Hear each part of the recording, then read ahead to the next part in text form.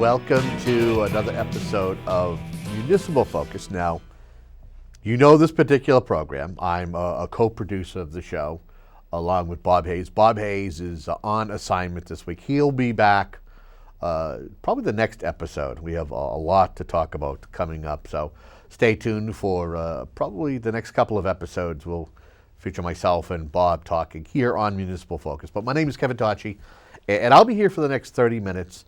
And we have a very special guest. You might not necessarily recognize his face. He has been on a couple of our TV shows, but he has been the past couple of seasons the voice of Whitman-Hanson football. And we have none other than Mr. Myles Heger. Myles. Kevin, always a pleasure. And like they say, I have a face made for radio, so that's how we go with things. Myles, of course, wears many, many hats, as Myles had just mentioned. He has done stuff on WBET, WXBR in the Brockton area, hosted a couple of very popular radio shows. And also somebody who's very hands-on when it comes to politics on the South Shore, as he's the current chairman of the East Bridgewater Republican Town Committee. Yes, I am. How long you graduated, because you were previously a couple of years ago the vice chair, right? Yes. So I joined the Republican Town Committee in East Bridgewater. Actually, the day I turned 18, I went down in September for one of the first meetings, and a big credit goes to a gentleman from Whitman, and that would be Steve Boyce, who's been a longtime family friend of mine. Steve, I was attending Whitman Republican Town Committee meetings when I was 17, turning 18. Caught the bug, and I joined the Republican Town Committee in East Bridgewater.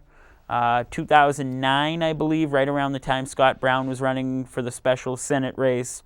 Our vice chairman stepped down. I was kind of appointed, and I served as a vice chair until we reorganized after the 2012 presidential primary, which all people from town committee, Republican or Democratic town committees, are elected.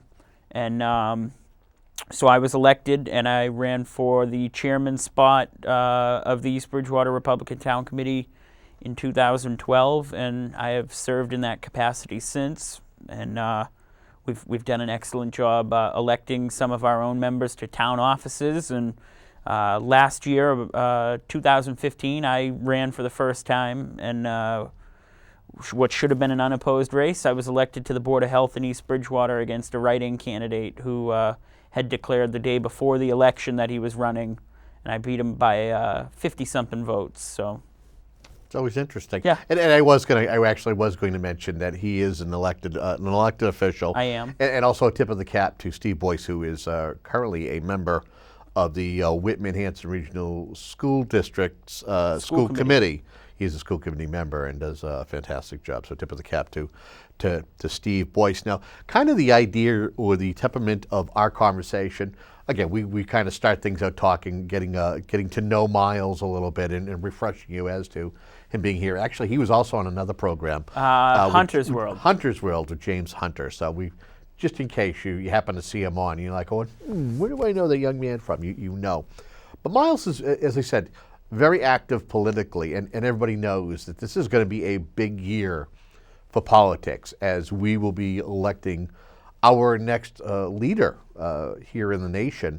And it's been very fascinating, to say the least, for the past 6 months, as far as the candidates who are looking to get their party's nods. Not only the Republicans, as we see they make news on a daily basis, but also the Democrats. And so Myles has been very active in going up to New Hampshire. He has met and conversated and been parts of town hall meetings and conversations with some of the candidates. So, and he's also an active member of social media. So I thought it would be great to have him here, somebody who has made those trips, has heard the conversations, and we can kind of gauge, because in the next couple of months, we're going to be seeing votes around the nation that are going to culminate to the national when we see the Republican National Convention and we see the Democrats and they choose their nominees, and then it's on for November. So, so the idea is to have Myles here to talk about some of those. First and foremost, give me your thoughts on such a big field of Republicans that are running right now. I think right now it might stand at 9 or 10, or is it still? It's still, I believe, double digit. I believe it's actually 14, maybe. Not all of them are getting the limelight, but correct. Yeah. I want to say it's roughly around 14, which that's incredible. I think that each candidate possesses great qualities, a great background as well. Sure. And it's been really, really interesting from the candidates that I've heard from. It's been interesting to hear their background, their expertise, why they're running. So it's been an interesting process so far. Now you look over on the other side of the aisle, and again, knowing that you're somebody who's part of the Republican Party, you also know how to be kind of neutral when you need to be. Kind of taking a look at the Democrats, you've got such a small field, and there's two names that really stand out. And that's Hillary Clinton and Bernie Sanders. That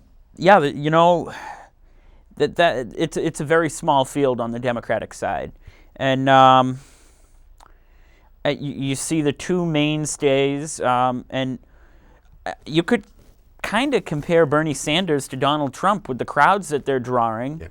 Yeah.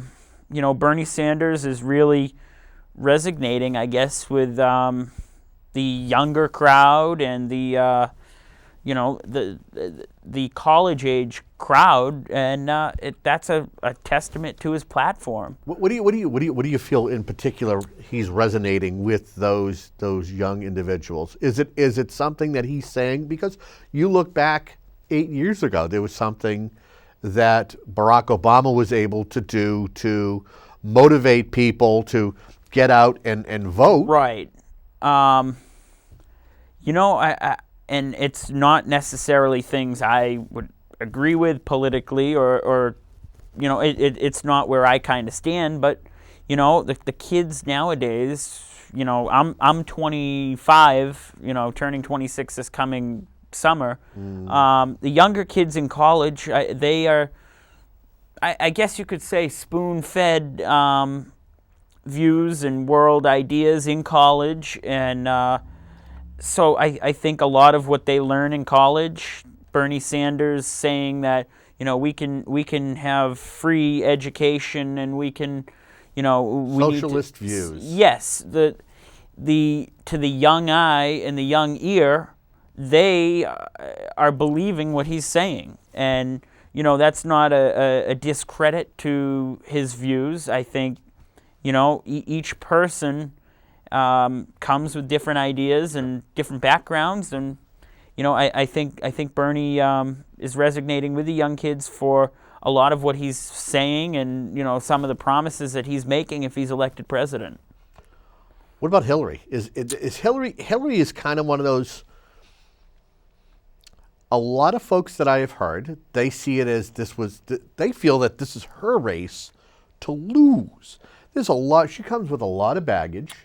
A lot of people look at her husband, a guy who, actually, I've seen a couple of polls. Like, do you feel that, does Bill Clinton hurt or help her campaign? I think he does both, because I think he was able to help Barack Obama, went out and stumped for him, but she's got a lot of baggage that she has gained on her own. Correct. As a standalone candidate. Correct.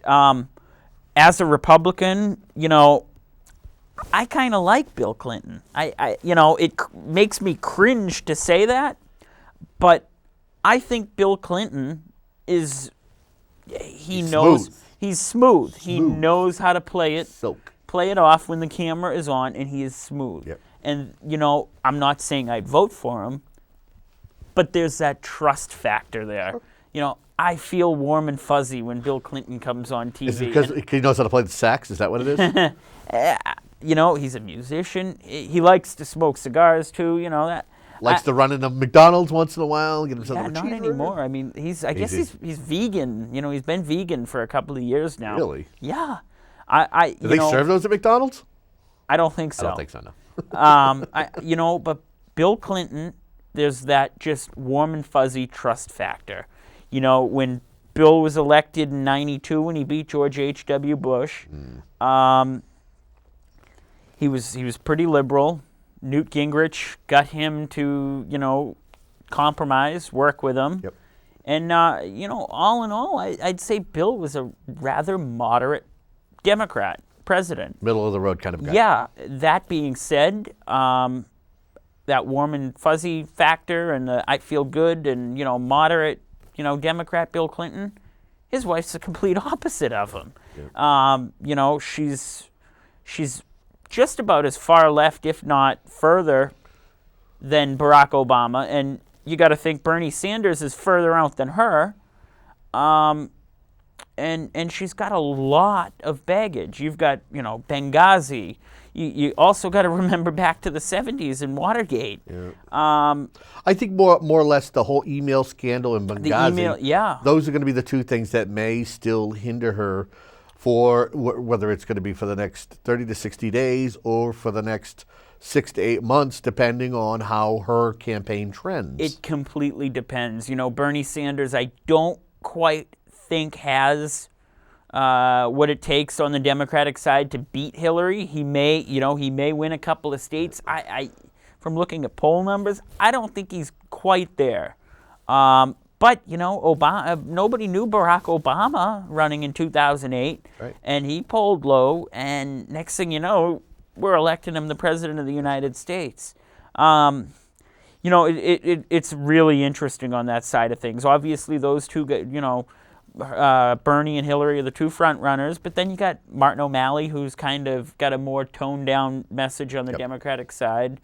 You've had a couple of people back onto that race. I think Jim Webb I've heard he's considering a run as an independent. Sure. He's more of a moderate, towards the middle type of Democrat. Kind of on all the Democratic candidates, he makes the most sense. So it's going to be an interesting race on the Democratic side, and I think I look forward to it. I'm a political junkie. I enjoy watching and kind of following both sides of things. I'm going to ask you one more question in regards to the whole Democratic nominee thing. Do you feel right now that Joe Biden is kicking himself for deciding not to get involved with this race? I do. That being said, Joe Biden's went through a lot in the last year, personal tragedy. So I completely understand him not wanting to run. But, Joe Biden is that, he's like your grandfather. He doesn't have the filter from the brain to the mouth, and he's going to say it how it is. My thought is that he reminds me he would have the same chances that Walter Mondale had back in the day. And yes, I think, him being the vice president for Barack Obama is not liked right now in this country. You don't think so? No. Okay. I know a lot of people who are very apolitical, and they're just absolutely disgusted with, What do you feel is it?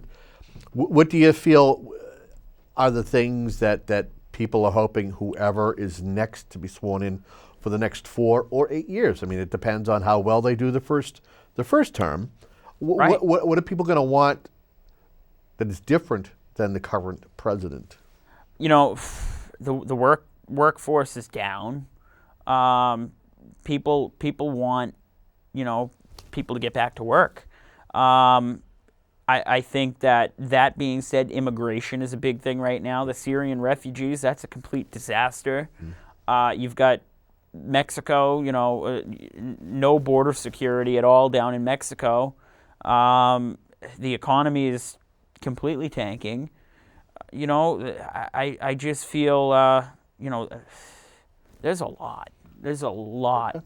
Let's look at. It's funny you mentioned Mexico and the wall. We're going to build a wall. It's going to be great. You get Donald Trump right now. Donald Trump has been the Teflon Don. He has said a number of things. He said a number, and he's attacked a number of people, whether it's somebody who's in the press, it's somebody in the front row of one of his functions, whether it's another candidate, whether it's checking birth rights. He has been a loose cannon, but yet if you were to look at his poll numbers right now, they're staying steady and they're staying up there. Why? I think I think a lot of people scratch their head and say why. You know, with Donald, he's saying what a lot of the common, regular working folks want to hear. Tapping something, huh? Absolutely. He's tapping into, normal Joe Schmo who gets up in the morning, drives to work, does his job, comes home, may not have voted ever or may not have voted in years. And I come right now, my father, my mother, my grandmother, they're all supporting Trump. I actually went with my grandmother and her boyfriend up to Nashua about 2 weeks ago. And in a middle school gymnasium, about 1,000 people crammed in, overflow of 300, 400 people. We all waited in line for over an hour outside in the freezing cold. And I was interested to go. I wanted to see what all the hoopla was about. But, Donald is saying what normal folks want to hear. But then you got to back that up a step and say, how is he going to do it? And I don't necessarily know if Donald Trump has a plan, beyond the one-liners. We're going to build a wall. We're going to ban all Muslims from the country. How are you going to do that? That's what a lot of people in the Republican Party are wondering. So it almost sounds like you're likening Donald Trump to an Arnold Schwarzenegger. I mean, Arnold, his popularity with his one-liners. Everybody waited for the one-liner in the movie, and that made the movie. Absolutely. Do you feel when this field of 14 candidates, whatever the number is at this time, Republicans, is narrowed down, and all those people who are supporting other candidates, do you feel that Donald will still be atop the polls, or do you feel that there's another candidate that's waiting in the wings that is going to surge past him? There's a couple. I will say Iowa and New Hampshire are two telltale signs after those primaries. Hey, if Donald finishes second in Iowa, and then he goes into New Hampshire and finishes top 3, yeah, he's a serious contender. All these people showing up to these events, if they're not voting, though, who knows? These poll numbers may just be smoke and mirrors, and they might not mean anything. Sure. I do believe there's probably 4 people right now who I would consider the top runners in the Republican Party. Name them. In no particular order, okay. I got to say Trump is one of them. I believe Cruz is another. Okay. Rubio is really resonating as well. And, it's a toss-up for that 4th spot. But lately, I would have to say it has to go to Christie. Okay. Jeb's spending a lot of money, though, and who knows? Maybe he does all right in Iowa. Maybe he does all right in New Hampshire. He spent a lot of time there. We don't really know. People always talk about poll numbers. I've never gotten a call on the phone. I've never been polled. Yep. So, who knows? I think each candidate of those 4 or 5 I mentioned has great qualities. Past 24 hours, you've had a chance to catch up and see Rubio. Yes, I was in New Hampshire this morning, and Marco probably had 300 people upstairs in this restaurant. We were in Concord, New Hampshire. 300 upstairs, and then downstairs we had, I was in the overflow room, never knew about signing up for anything. So I was downstairs, and there were maybe about 50 or 60 in the downstairs room. And I'll be honest with you, I was blown away with the amount of young people there. I was also kind of blown away with the fact that a couple of classrooms came down to hear what he had to say. Right. I do think Marco is appealing to the younger voters who, necessarily may not be a Republican, but they like what he's saying. And I was impressed today. He's definitely a good candidate. And But it seems to me, you see, again, you've only gone to one event, but compare and contrast to seeing all those people who turned out for Trump compared to the people who turned out for Rubio. Tell me what was the mix like as far as the older to younger to maybe more of a younger throng coming to see a Rubio? I mean, how does that bode for either candidate? Well, Trump, it's kind of really been noted now. Trump only does these big events. He won't do anything small. Yep. He doesn't really answer questions at the events either. I think the typical Republican candidate or Democratic candidate, if you see 300 people at an event, that's impressive. Donald Trump's broke the mold here, obviously. At the Trump event, there were a lot of older people who are frustrated with what's going on in the country. Sure. A lot of hardworking people as well. And you saw a handful of younger people mixed in, but it was more of an older crowd of, and those people were fed up. They're fed up with what's going on. And with the Marco Rubio crowd today, a lot of younger people, but there were older people, there as well. Okay. So, really anybody who's coming to the events for the Republican candidates, it's more that they're fed up with things. They're fed up with the direction of the country. They're fed up with what's going on. And, I last Sunday night, I was at an event for Chris Christie in New Hampshire, too. Great. He's the debates that I've seen him in. He's been really strong. He's been very strong. And I have to say, while Jeb Bush hasn't performed well in the debates, I think that he's a better orator than his brother. Yes. And I think that if it had been if he was running back in the late 90s, early 2000s, he would have been our next president. I think that he's that good of a candidate. Tend to agree. I just think that he's lost in the crowd. Between those two, you're talking about two seasoned governors. Yep. A former governor, current governor of New Jersey. Give me your thoughts on seeing those two, because I think you saw Jeb too, right? I've seen Jeb. I went and saw Jeb in mid-November up in New Hampshire at one of Scott Brown's events. I love Jeb. I love the Bush family. I think people say a lot of negative things about George W. Bush, but at the end of the day, you always knew where his heart was. Yep. He loved this country. The way he responded after 9/11, you can never discredit or take that away from him. He baseball guy too. A baseball guy as well. Jeb is very well spoken, very knowledgeable, has the money to pour into this race. That's why you've seen him stick around so long, even at a low number. But does it hurt him that we've already had two Bushes? I do. And that folks, because I feel not only for Jeb, but I feel for Hillary. I feel that people Clinton, Bush, they don't want to see it. Yeah, we've had similarities, and I don't know if they want to relive. They want to live life through another Bush era or another Clinton era. I do agree with that. Because a lot of younger people did not like George W. Bush. A lot of people my age. But I do say this. Jeb is not George. Right. Jeb is not his father either. Right. He's a very knowledgeable guy. Ran a great state in Florida. Was very successful, very well liked down there. Speaking of governors, I think Jeb is well qualified. Talk about Chris Christie, because I think if there's one guy who could, he may be like that. I'm going to use horse racing. I see that he's that horse that's maybe fifth or sixth in the pack, but he could have a surge when he comes around that last turn and could be able to surpass any candidate. Christie's definitely on the climb up the hill right now.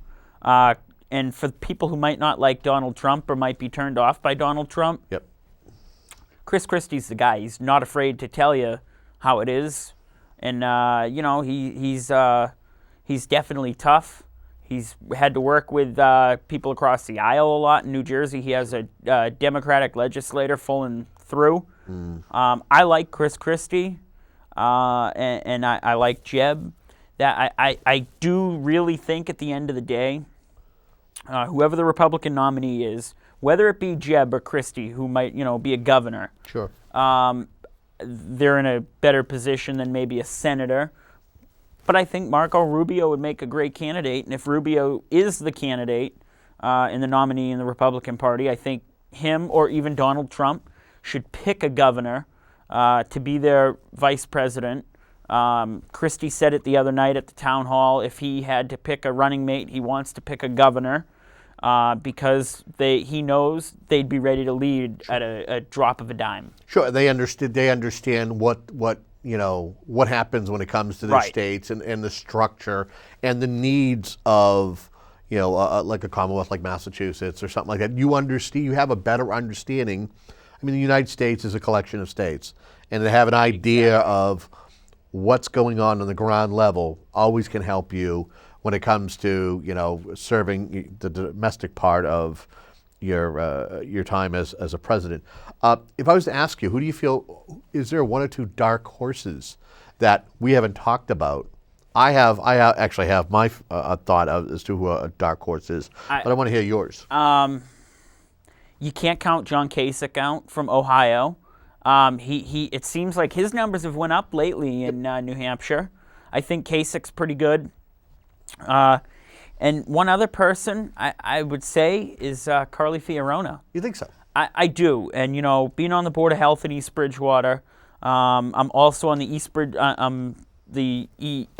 Board of Health rep to EB Hope, which is a drug a drug support and addiction support group. Right, for the opiate crisis, yep. Yeah, and I know Carly, one of her children passed away due to addiction. Oh, wow. And one of Jeb Bush's children has went through addiction problems as well. So, you know, I think Carly has some great qualities, and you know, the opiate epidemic in this country is ridiculous, and I think whoever the next president is, they do need to address that.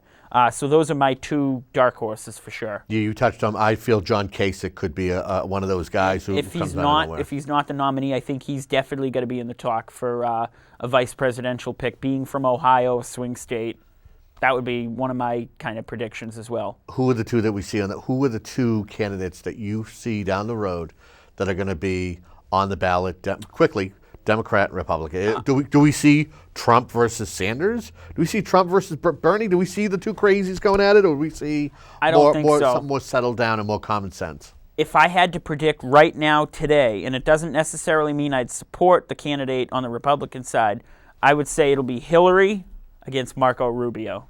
Okay. Rubio appeals to the younger people as well, and that could really, really help him against Hillary. Myles, I want to thank you coming down and providing some insight. We'll definitely have to have you come back and maybe in a couple of months and kind of revisit this conversation. We'll see what's happening. It's going to be an exciting time. It's going to be fun.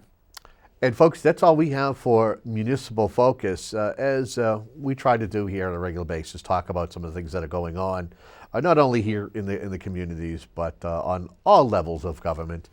My name is Kevin Tocci. Until next time, have a great day.